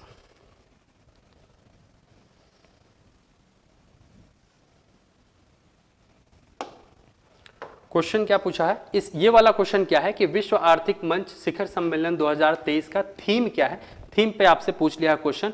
और दूसरा तो यहीं पे जानेंगे कि हर साल इसका समिट होता है, वर्ल्ड इकोनॉमिक फोरम जो यहाँ पे आप देख रहे हैं, इसका हर साल एनुअल समिट होता है। ये आपको स्विट्जरलैंड में होता है। कहाँ होता है? स्विट्जरलैंड में एक जगह है डावोस, डावोस, वहाँ पे ये समिट होता है, हर साल होता है। और हर साल का कोई थीम बनाया जाता है, ठीक है, इस थीम बनाया जाता है। और दूसरा कि इसके द्वारा, ठीक है, इसके द्वारा कुछ रिपोर्ट्स पब्लिश किए जाते हैं। ये जो ऑर्गेनाइजेशन है वो कुछ रिपोर्ट्स पब्लिश करता है। वही आपसे प्रश्न भी पूछा था, यही बताना चाह रहे थे कि इसके द्वारा कौन से रिपोर्ट्स पब्लिश किए जाते हैं। तो एक है ग्लोबल कॉम्पिटिटिवनेस रिपोर्ट, हो सकता है इस बार प्रश्न में यही आपको देखने को मिले, ठीक है। ग्लोबल कॉम्पिटिटिवनेस रिपोर्ट ये वर्ल्ड इकोनॉमिक फोरम के द्वारा ही रिलीज किया जाता है। या फिर जो ग्लोबल जेंडर गैप रिपोर्ट, ये अभी थोड़ी देर पहले चर्चा की, ये प्रश्न यही आया था आपके 69, एज इट इज यही क्वेश्चन आया था। तो ग्लोबल जेंडर गैप रिपोर्ट यही पब्लिश करता है। या फिर एनर्जी ट्रांजिशन इंडेक्स, या फिर ग्लोबल रिस्क रिपोर्ट, या फिर global travel and tourism report, ये इतने रिपोर्ट हर साल पब्लिश करता है। तो आपको इसका रैंकिंग देखना है और इसमें इंडिया की परफॉर्मेंस क्या है। और ये तो याद ही कर लेना है कि इतना रिपोर्ट ये बॉडी पब्लिश करता है। ये एक तरह का एनजीओ है, ठीक है, ये एक तरह का एनजीओ है। और इसका थीम, हर साल का जो भी थीम रहेगा वो वाला आप उसको याद कर लेंगे। तो इतना से आपका काम हो जाएगा। इतना ही आपसे प्रश्न पूछता है, ठीक है, इतना ही आपसे क्वेश्चन पूछता है। ये हर बार क्वेश्चन पूछा है आपसे। नेक्स्ट देखते हैं। नेक्स्ट क्वेश्चन है मई, आपका 84 नंबर क्वेश्चन है। मई 2023 में निम्नलिखित में से किस राज्य सरकार ने स्कूल टीचर्स के लिए ड्रेस कोड लागू किया? ये तो फैक्ट्स है, ये असम की सरकार ने आपको लागू किया, ठीक है। कहाँ की? असम की सरकार ने आपको लागू किया, ठीक है, असम की सरकार ने इसको लागू किया। नेक्स्ट क्वेश्चन देखते हैं आपका क्या आया था एग्जाम में। केंद्रीय बजट 2023-24, अभी 24-25 का भी बजट आ गया, लेकिन वो क्या है? इंटरिम बजट है। कैसा बजट है? इंटरिम बजट है। ये 23-24 की बात कर रहा है, यानी पिछले साल की बात कर रहा है ये। तो अभी जो बजट आया है आपका वो इंटरिम बजट आया है। इंटरिम बजट क्यों बोलते हैं? क्योंकि अभी गवर्नमेंट का टेन्योर खत्म हो रहा है, 5 ईयर का जो टर्म है वो खत्म होने वाला है और इलेक्शन ईयर्स है, ठीक है, लोकसभा का इलेक्शन है, इलेक्शन ईयर्स है। तो गवर्नमेंट हमेशा ऐसा करती है, जो भी सरकार पावर में रहती है उसकी कोशिश रहती है कि वो पूरा बजट लेकर ना आए, फुल बजट लेकर ना आए। तत्काल जो समय बचे हैं उसके लिए केवल पैसा वो लोग यूज करते हैं, ठीक है। और क्या करते हैं उसके लिए, जो नेक्स्ट सरकार चुन के आएगी, जब भी वो नए संसद भवन में बैठेंगे, वो लोग क्या करेंगे कि पूरी फुल बजट को लेकर आएंगे। तो सरकार जो भी पावर में रहे, अभी बीजेपी है तो ऐसा कर रही है, कांग्रेस भी जब पावर में थी तो ऐसा ही करते हैं, तो उसको इंटरिम बजट बोलते हैं। जब फिर से इलेक्शन होकर नई गवर्नमेंट आएगी, न्यू गवर्नमेंट, तो वो फुल बजट लेकर आएगी। क्या लेकर आएगी? Full budget. और ये इसको एक और टर्म से बोलते हैं वोट ऑन अकाउंट। क्या बोलते हैं? ये भी क्वेश्चन पूछा हुआ है, वोट ऑन अकाउंट। इससे क्या करते हैं कि जितना आपका खर्च है ना, रोजमर्रा का जो खर्च है, या फिर जो आपको टेम्पररी कुछ पैसा चाहिए किसी स्कीम्स के लिए, इस वोट ऑन अकाउंट के बिल के माध्यम से आप उतना पैसा उतने पीरियड के लिए निकाल लेते हैं, ठीक है, उतने पीरियड के लिए निकाल लेते हैं, ताकि जो गवर्नमेंट का कामकाज है वो डिस्टर्ब ना हो, ठीक है, वो पर्पस है। इसमें आपसे प्रश्न क्या पूछा है? केंद्रीय बजट 23-24 में अमृतकाल के लिए कुल कितने विजन बताए गए थे? तो एक तो सप्तऋषि बजट था, 7 टारगेट था, 7 डेवलपमेंट टारगेट था उस बजट में, सप्तऋषि उसको बोलते थे, सप्तऋषि 7 डेवलपमेंटल टारगेट्स थे, ठीक है। या फिर इसमें आपसे पूछे गए कितने विजन बताए गए थे, तो यहाँ पे आपसे 3 विजन इसमें डिनोट गवर्नमेंट ने किया था अपने बजट डॉक्यूमेंट में। यहाँ पे आप देख भी सकते हैं, पीआईबी का डेटा है, विजन फॉर अमृतकाल। अमृतकाल का क्या विजन है? तो पहला विजन है opportunities for citizens with focus on youth, यानी सिटीजन्स के लिए अपॉर्चुनिटी क्रिएट करने की बात सरकार कर रही है, और साथ ही साथ उनका फोकस है कि युवाओं के लिए विशेष तौर पे उन पे ध्यान दिया जाए, उनके लिए अपॉर्चुनिटीज जनरेट किया जाए, ठीक है। और growth in job creation, job creation का ग्रोथ हो, ये इनका दूसरा विजन है। और तीसरा है strong and stable macro economic environment, ठीक है। मैक्रो इकोनॉमिक इन्वायरमेंट यानी अर्थव्यवस्था की बात कर रहा है। ये 3 विजन इस बजट में था। अभी जो इंटरिम बजट आया है वो आपके एग्जाम के लिए मोस्ट इंपॉर्टेंट है, या फिर गवर्नमेंट जब नई चुन के आएगी उनका जो बजट आएगा वो आप एग्जाम के लिए पढ़ के जाएंगे। ये वाला बजट आप स्किप कर सकते हैं, ठीक है, ये वाला आप स्किप कर सकते हैं। नेक्स्ट जो बजट आएगा उसको या फिर इकोनॉमिक सर्वे को पढ़ेंगे। एक क्वेश्चन है, प्रधानमंत्री आवास योजना शहरी, ठीक है, किस वर्ष शुरू की गई थी, ठीक है। तो बेसिकली 2015 में इसका स्टार्ट किया गया था। इसमें आपको घर का प्रावधान है कि जिनके पास भी घर की सुविधा नहीं है उनको घर दिया जाएगा। ये गवर्नमेंट का सेंट्रल स्पॉन्सर्ड स्कीम है। इसमें सेंटर और स्टेट दोनों मिलकर पैसा देते हैं, ठीक है। सेंट्रल सेक्टर स्कीम नहीं है ये बात याद रखेंगे। सेंट्रल स्पॉन्सर्ड स्कीम है, स्पॉन्सर्ड स्कीम है, इसमें शेयर होता है, दोनों का पैसा आता है। और इसके पहले जो योजना था वो गांव का योजना था, ठीक है। प्रधानमंत्री आवास योजना गांव के लिए था, लेकिन शहर के लिए भी योजना 2015 में ही आया है, ठीक है। तो इसके लिए ये वाला ऑप्शन सही हो जाएगा। नेक्स्ट क्वेश्चन देखते हैं, ये है पाठ मित्रों, ठीक है। पाठ मित्रों मोबाइल एप्लीकेशन के संबंध में निम्नलिखित कथनों पर विचार कीजिए। ये बेसिकली ये मोबाइल एप्लीकेशन है, ये मिनिस्ट्री ऑफ टेक्सटाइल्स के द्वारा लॉन्च किया गया है। किसके द्वारा लॉन्च किया गया है? मिनिस्ट्री ऑफ टेक्सटाइल के द्वारा लॉन्च किया गया है। पट मित्रों, ठीक है। पट जानते हैं ना, जूट को बोलते हैं। किसको बोलते हैं? जूट को बोलते हैं। और ये बनाया किसके द्वारा है? तो jute corporation of India limited, ठीक है। पटसन हम लोग सुने होंगे, इसकी खेती बहुत होती है या फिर इसका कल्टीवेशन बहुत होता है। वेस्ट बंगाल टॉप प्रोड्यूसर है, ठीक है, जूट में। तो ये बात हम लोग जानते हैं। बांग्लादेश में भी जूट का प्रोडक्शन बहुत ज़्यादा होता है। वेस्ट बंगाल, बांग्लादेश, ये सब फैक्ट हम लोग को पता होना चाहिए, क्योंकि इसके लिए वाटर लॉगिंग करना पड़ता है। इसकी खेती के लिए वाटर यानी पानी का जमावड़ा करना पड़ता है, ठीक है, वाटर लॉगिंग। उसी में हम लोग जूट की खेती करते हैं, ठीक है। तो वेस्ट बंगाल आपका लार्जेस्ट प्रोड्यूसर है, या फिर बांग्लादेश। और अगर वर्ल्ड की बात करें तो ये पीटी के लिए याद करेंगे कि India is the largest producer of jute in the world, ठीक है। इंडिया लार्जेस्ट प्रोड्यूसर है, फॉलोड बाय बांग्लादेश। देखिए यहाँ पे लिखा हुआ है कि हमारे बाद बांग्लादेश आता है, फिर आपका कौन आता है? China. First India, second Bangladesh, और थर्ड आपका चाइना। तो ये सब फैक्ट्स ध्यान में रखेंगे। जितना भी इर्द गिर्द का फैक्ट होता है वो ध्यान में रखेंगे, तब काम बनेगा। तभी अगर प्रश्न इससे कुछ और भी पूछा तो अगर घुमा के थोड़ा डिटेल में पूछे तो इसके लिए वाटर की ज़्यादा ज़रूरत होती है। तो पूछेगा क्या ये वाटर इंटेंसिव क्रॉप है या वाटर एक्सटेंसिव क्रॉप है, ये भी क्वेश्चन पूछता है। तो इसके लिए पानी की ज़्यादा ज़रूरत है, पानी में ही इसको जमा करके रखते हैं, वहीं पर हम लोग ये जूट बनाते हैं, ठीक है। ये चीज़ हो गया। तो इसमें दोनों ही स्टेटमेंट सही है आपका। इस वाले क्वेश्चन में आपसे क्या पूछ रहा है? दोनों कथनों पर विचार करिए। तो पहला है यह jute corporation of India limited द्वारा विकसित एक मोबाइल एप्लीकेशन है, बिल्कुल सही, अभी हम लोगों ने पढ़ा है। और यह 6 भाषाओं में, हाँ एक चीज़ जानिए, ये 6 रीजनल लैंग्वेज में इसको लॉन्च किया गया है, ठीक है। इसको 6 रीजनल लैंग्वेज में इसको लॉन्च किया गया और जूट कॉर्पोरेशन ऑफ इंडिया के द्वारा ये बनाया गया है। तो दोनों ही स्टेटमेंट आपका सही है, ठीक है। Both 1 and 2 are the correct option, ठीक है। नेक्स्ट क्वेश्चन पे चलते हैं।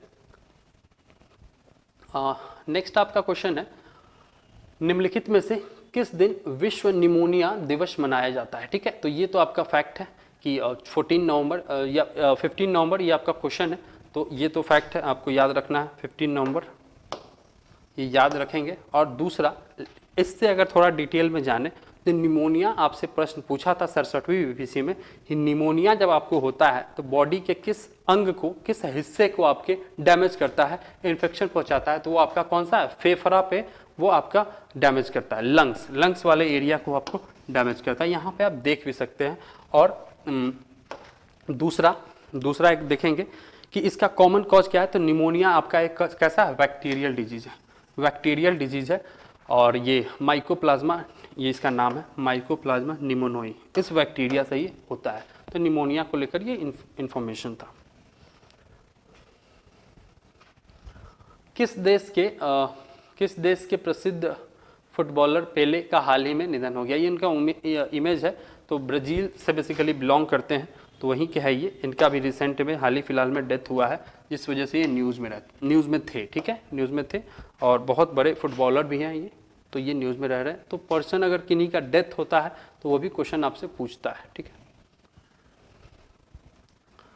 हिंदी का साहित्य अकादमी पुरस्कार, ये भी हम लोगों ने चर्चा किया कि साहित्य अकादमी पुरस्कार, ये हम लोग संजीव कुमार, हिंदी में अभी हम लोगों ने याद किया था, ध्यान होगा आपको कि हिंदी का साहित्य अकादमी पुरस्कार 2023 किसे दिया गया है। उसमें आपको 4 डेटा बताए थे कि हिंदी, इंग्लिश, मैथिली और उर्दू, इतना तो कम से कम याद करके जाएंगे। और सेम प्रश्न आपका 40 नंबर ये पूछ लिया था, तो यहाँ पे संजीव कुमार, किनको दिया गया है? संजीव कुमार को, ठीक है। तो ये इतना याद रखेंगे कि कितना भी डिटेल में जाए हम लोग उसको बना लेंगे, उसको सॉल्व कर लेंगे, ठीक है। नेक्स्ट क्वेश्चन की तरफ चलते हैं।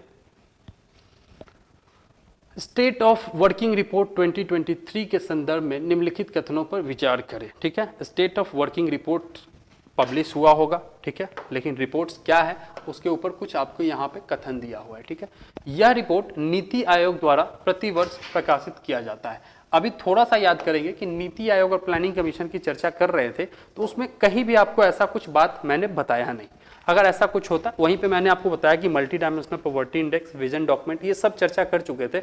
अगर कुछ ऐसा होता तो आपको वहाँ पे जरूर बताते, ठीक है। तो उस इंफॉर्मेशन का यूज करते हुए इस प्रश्न को बनाया जा सकता है कि नीति आयोग वाले चीज में हम लोग इसकी बात नहीं कर रहे थे, ठीक है। तो ये देखने से ही गलत लग रहा है क्योंकि अभी इसके बारे में हम लोगों ने पढ़ा है, तो ये हमारे डाउट में है, एलिमिनेट करते हैं। तो ये इसको मान के चलते हैं कि गलत है, ठीक है। दूसरा है, इस रिपोर्ट में बेरोजगारी दर, महिलाओं की भागीदारी, अंतर पीढ़ीगत बदलाव और जाति के आधार पर कार्यबल पैटर्न शामिल है, ठीक है।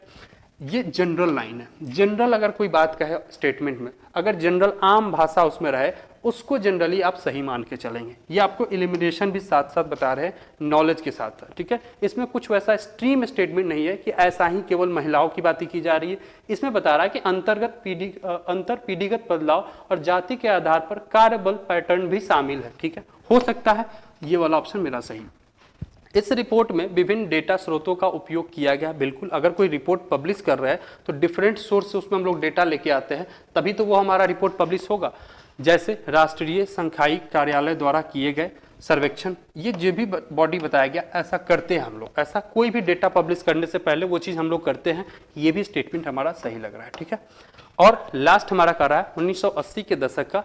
तो एक चीज तो हम जाने, अब एलिमिनेट करते हैं। 2 हमको सही पता चल गया, 1 हमारा गलत है, चौथा के बारे में मुझे नहीं पता है, ठीक है। तो 1 गलत है तो 1 वाला तो हटा देंगे, सही पूछ रहा है ना, 1 वाला हम हटा देंगे। और 3 की बात यहाँ कर रहा है, 2 ऑप्शन तो मेरा चला गया। अब बच गया मेरा बी और सी। बी में केवल 3 की बात कर रही है, तो हम लोग तो जानते हैं 3 तो हमारा सही है ही, लेकिन इसके साथ हमारा 2 भी तो सही है, तो 2 वाला ऑप्शन तो इसमें है नहीं, तो इसके साथ हमारा 3 भी एलिमिनेट हो गया। क्या हो गया? 3 भी एलिमिनेट हो गया। अब हम नहीं जाएंगे कि चौथा मेरा क्या कह रहा है, उसको हम लोग पढ़ेंगे भी नहीं और सीधा ऑप्शन सी को करेक्ट करके आएंगे कि सी हमारा इज द करेक्ट आंसर, ठीक है। क्योंकि हमारे अंडरस्टैंडिंग के बेसिस पे सी ही हमारा फेवरेबल आउटकम्स आ रहा है, इसलिए ये सही है। यही आपका क्या है? एलिमिनेशन मेथड है, ठीक है, जिसकी चर्चा होती है कि एलिमिनेशन मेथड पीटी में जरूरत है। नॉलेज के साथ साथ आपको एलिमिनेशन भी करना होगा, ये वही वो मेथड है जिसकी हम चर्चा कर रहे हैं। तो मेरा उद्देश्य यही है कि साथ ही साथ आपको ये भी बताते चले। एक फैक्ट ये है कि अगर ये नीति आयोग नहीं कर रहा है तो कौन पब्लिश करता है? तो Azim Premji university centre for sustainable employment, इनके द्वारा ये रिपोर्ट पब्लिश किया जाता है। ये रिपोर्ट इनके द्वारा पब्लिश किया गया है, ठीक है। नेक्स्ट क्वेश्चन के ऊपर चलते हैं। नेक्स्ट क्वेश्चन है, भारत का पहला एक्वा पार्क किस राज्य में स्थापित है? किस राज्य में स्थापित हुआ है? तो ये अरुणाचल प्रदेश में स्थापित हुआ है। कहाँ हुआ आपका? अरुणाचल प्रदेश में। तो जिसमें भी आपका अरुणाचल प्रदेश आंसर में है, सी में, वो आपका करेक्ट आंसर हो जाएगा। फर्स्ट एक्वा पार्क, ठीक है, first aqua park Arunachal Pradesh में आपका स्टैब्लिश किया गया है। और ये थोड़ा डिटेल इसका जानेंगे तो ये टैरिन जीरो डिस्ट्रिक्ट में ये किया गया है। नेक्स्ट क्वेश्चन पे चलते हैं। संयुक्त राष्ट्र जलवायु महत्वाकांक्षा शिखर सम्मेलन CES के संदर्भ में निम्नलिखित कथनों पर विचार करें, ठीक है। इसमें आपसे पूछ रहा है सही उत्तर चुनिए, ठीक है, सही उत्तर आपसे चुनना है। प्रश्न को पहले पढ़ते हैं कि प्रश्न पूछा क्या है, ठीक है। CES संयुक्त राष्ट्र जलवायु महत्वाकांक्षा शिखर सम्मेलन के बारे में ये चर्चा कर रहा है। इसका लक्ष्य 28वें कॉन्फ्रेंस ऑफ पार्टीज COP28, जो अभी हम लोग चर्चा कर रहे थे, दुबई में ऑर्गेनाइज हुआ था नवंबर में, उसकी हम लोग अभी चर्चा की थोड़ी देर पहले, कि प्रस्तावना के रूप में जलवायु कार्रवाई में तेजी लाना है। बिल्कुल बिल्कुल, ये तो सही पॉइंट है। चीन, अमेरिका और भारत इसके सबसे सक्रिय भागीदार है। ये वाला स्टेटमेंट थोड़ा सा डाउटफुल लग रहा है, ठीक है। नेक्स्ट देखते हैं, इस शिखर सम्मेलन में भारत ने 2070 तक शुद्ध शून्य उत्सर्जन हासिल करने का लक्ष्य रखा है। तो इसमें आपसे क्या पूछ रहा है, सही पूछ रहा है। तो पहला सही है, दूसरा सही नहीं है, ठीक है। इसमें सबसे सक्रिय नहीं है, यहाँ पे लिखा भी हुआ है कि हालांकि चीन, अमेरिका और भारत सामूहिक रूप से वैश्विक ग्रीन हाउस उत्सर्जन, जो भी GHG गैस है, ठीक है, ग्रीन हाउस गैस इमिशन में, ठीक है, जो भी ग्रीन हाउस गैस का जो उत्सर्जन है उसमें सबसे टॉप पे आपका चीन है, अमेरिका है और भारत। ये तीन मिलाकर 42% केवल यही तीन देश प्रोड्यूस करता है, ठीक है।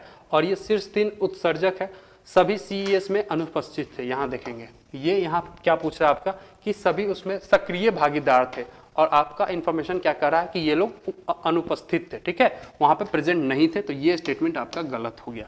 2 को एलिमिनेट करेंगे, 2 इसमें भी है, 2 इसमें भी है, 2 इसमें है, यानी ये तीनों ही स्टेटमेंट आपका क्या हो गया, गलत हो गया। तो अगर तीनों को हम लोग काट देते हैं तो हमारे पास एक ही ऑप्शन बचता है, ए ऑप्शन। तो 43 का ए ऑप्शन ही सही होगा। ए में 1 और 3 की बात कही गई है, ठीक है, 1 और 3 की बात कही गई। नेक्स्ट क्वेश्चन पे चलते हैं। भारतीय बीमा विनियामक और विकास प्राधिकरण IRDAI, insurance regulatory development authority of India के संदर्भ में निम्नलिखित कथनों पर विचार करें, ठीक है। IRDAI एक गैर वैधानिक निकाय है, नहीं, ये ऑटोनोमस बॉडी है, ठीक है, एक ऑटोनोमस बॉडी है। मिनिस्ट्री ऑफ फाइनेंस, ठीक है, मिनिस्ट्री ऑफ फाइनेंस के अधीन एक ऑटोनोमस बॉडी है, ऑटोनोमस बॉडी है।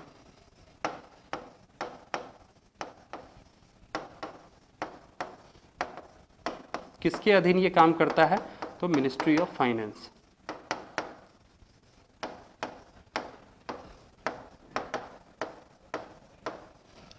ये क्या कर रहा है, ये वाणिज्य मंत्रालय नहीं, ये वाणिज्य का मतलब कॉमर्स मिनिस्ट्री हो गया, कॉमर्स मिनिस्ट्री के अधीन नहीं आता है। दूसरा स्टेटमेंट बिल्कुल गलत है, क्योंकि अभी आपको बताइए मिनिस्ट्री ऑफ फाइनेंस के अधीन है, क्योंकि इंश्योरेंस से जुड़ा हुआ है, तो बिल्कुल ये वित्त मंत्रालय के अधीन ही आएगा, ठीक है। तो दूसरा हमारा गलत हो गया, दूसरा हमारा गलत हुआ। दूसरा फिर से यहाँ छाटेंगे, जैसे 2 को हटाएंगे। इस बार यही क्वेश्चन सब आया था कि एक ऑप्शन आपका एलिमिनेट हो रहा था, आप आंसर तक पहुंच जा रहे थे, ठीक है, आप आंसर तक पहुंच जा रहे थे, तो आपका केवल 1 और 3 वाला ही सही हो जाएगा, ठीक है, केवल 1 और 3 सही है। यही सही तरीका है, यही एलिमिनेशन मेथड है। एक चीज थोड़ा सा और जानते हैं कि ये डेवलपमेंट अथॉरिटी एक्ट जो आया था, ये 1999 का एक्ट है, IRDAI का। थोड़ा सा डिटेल जान लेते हैं यहीं पे, कि फिर से क्वेश्चन आए तो बना लेंगे। मिनिस्ट्री ऑफ फाइनेंस के अंदर आता है और ऑटोनॉमस बॉडी है एक ये। और ये किसके रिकमेंडेशन पे बना था, तो मल्होत्रा कमेटी, मल्होत्रा कमेटी के रिकमेंडेशन पे IRDAI का गठन हुआ था, ठीक है। और इसके अभी प्रेजेंट में जो चेयरमैन है, कभी कभी आपसे पीटी में पूछ लेता है, mister Debashish Pandey is the current chairman of कौन, IRDAI, insurance regulatory development authority of India के करंट चेयरमैन है, ठीक है। ये चीज आपको, और ये स्टैट्यूटरी बॉडी है, कॉन्स्टिट्यूशनल बॉडी नहीं है, क्योंकि लॉ के द्वारा बना है, 1990 का लॉ है, तो स्टैट्यूटरी बॉडी है। यहीं पे आपका लिखा हुआ है कि मिनिस्ट्री ऑफ फाइनेंस के अधीन आता है और ये इंश्योरेंस से जुड़ा हुआ जितना भी कार्य है ये इसको देखता है, ठीक है। ये आपका क्वेश्चन है। नेक्स्ट क्वेश्चन की तरफ चलते हैं। केंद्रीय बजट 2023-24, ये पिछला बजट का ही क्वेश्चन है, के अनुसार 2025-26 तक राजकोषीय घाटे को कितना प्रतिशत नीचे रखने का लक्ष्य रखा गया है। तो ये बजट का हाईलाइट होता है कि कितना आप GSDP के अनुसार कितना अपना फिस्कल डेफिसिट को टारगेट कर रहे हैं। तो 4.5% कम रखने की बात कही गई है, ठीक है, 4.5% कम रखने की बात कही गई है। ये आपसे ये सब जो अभी वाला डेटा होगा उसमें आप याद करेंगे, ठीक है। नेक्स्ट क्वेश्चन पे चलते हैं।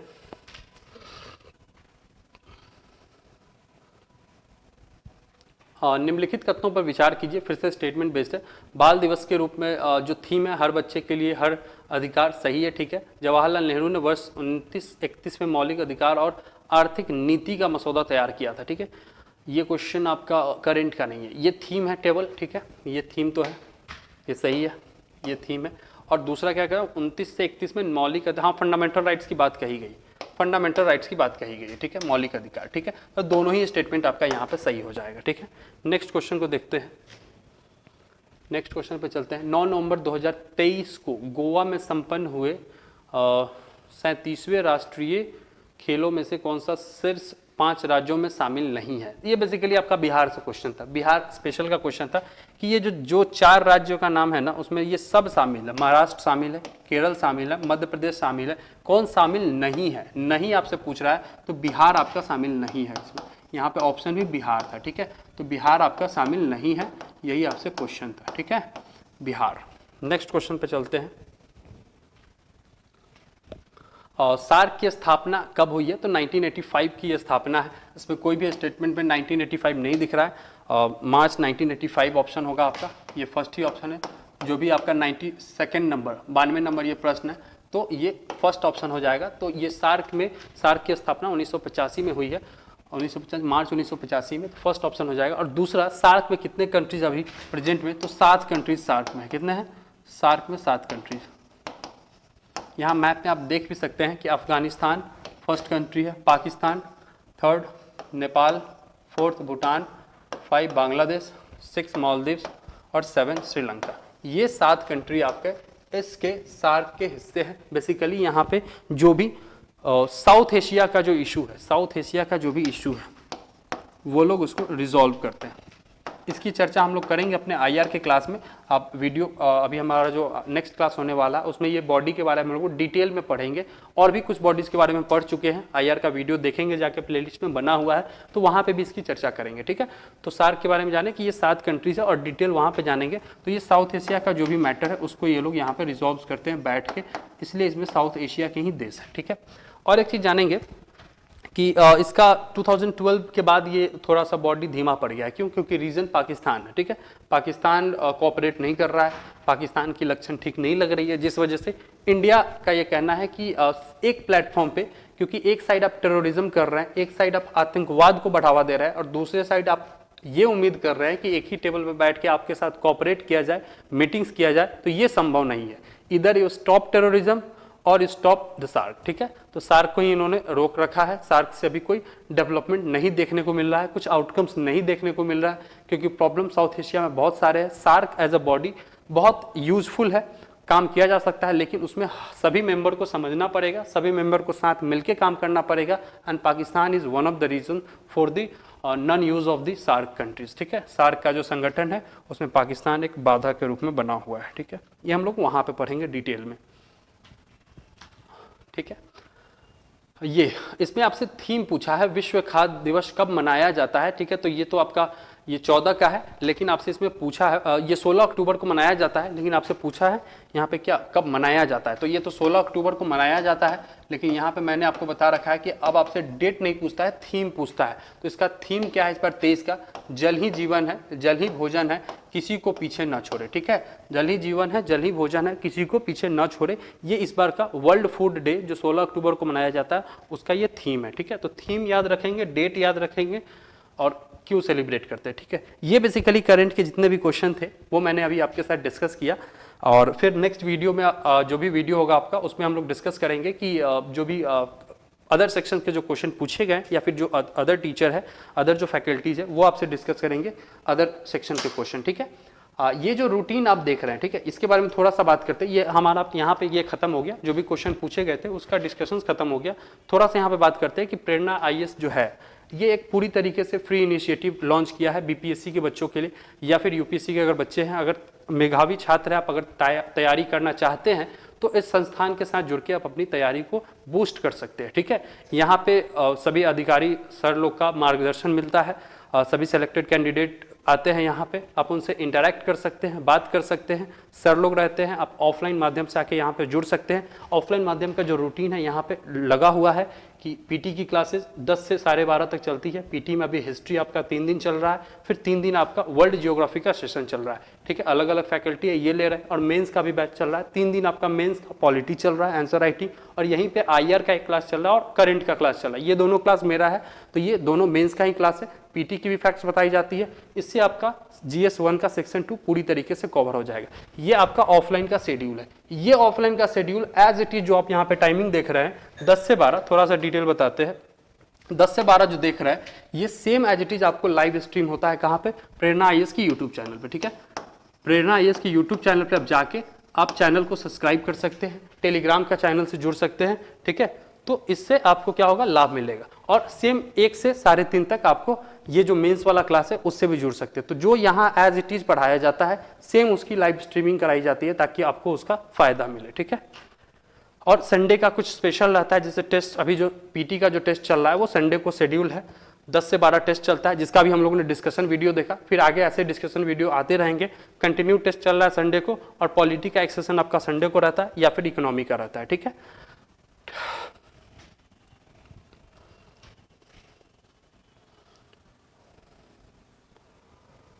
ठीक है, फिर इसी के साथ इस सेशन को एंड करते हैं। फिर मिलते हैं नेक्स्ट वीडियो में किसी नए क्वेश्चन के साथ, नए सीरीज के साथ। Thank you so much.